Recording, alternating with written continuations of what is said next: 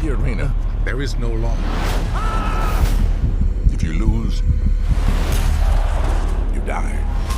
I just don't get why you have to remake great classic movies. Why not remake bad movies that were wrong the first time, like Howard the Duck or Ishtar or something like that? Don't remake Ben-Hur. It won 11 Academy Awards. No movie has ever won more. And it starred Charlton Heston in the role of a lifetime as Judah Ben-Hur. He won the Best Actor Oscar. Well, now we have a new version of Ben-Hur. Actually, this isn't even the second film version. There was a 1925 silent version that was tremendously exciting as well. I really don't see the need for this one, but we've got it anyway. There are a couple of decent things about it. I'll get to that. This ship is your body. That drum is your heartbeat. And your God is the glory of Rome. The basic story, you know, it is intact.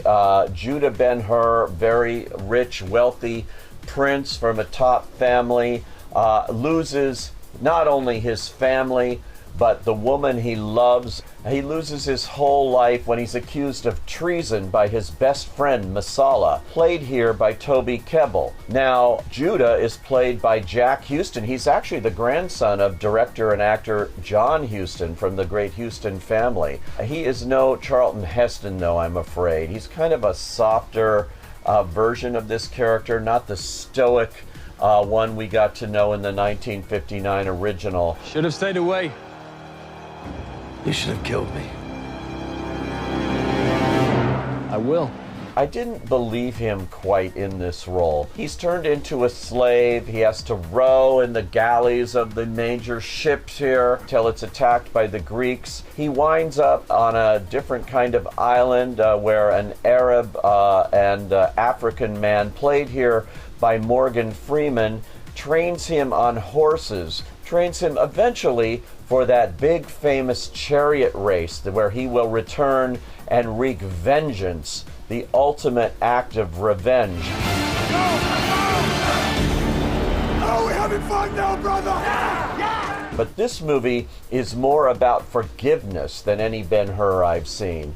This is definitely a different kind of theme they are weaving in here, aimed at the Christian audience out there that has made so many movies so successful. It is a big segment of the movie-going audience if you connect with them, and this movie looks a little too calculated to do that. That said, I did think this was a very exciting recreation of the chariot race. Now, nothing will match the original for me, and this is basically a copy. It's like taking a painter, a very good painter, and getting to do a copy of the Mona Lisa.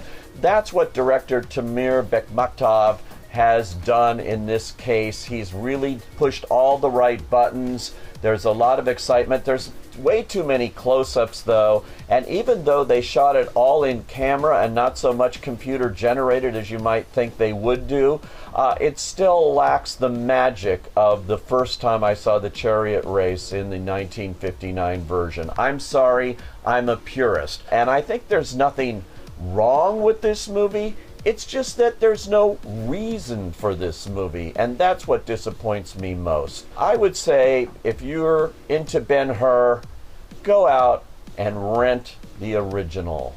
You cannot imitate greatness.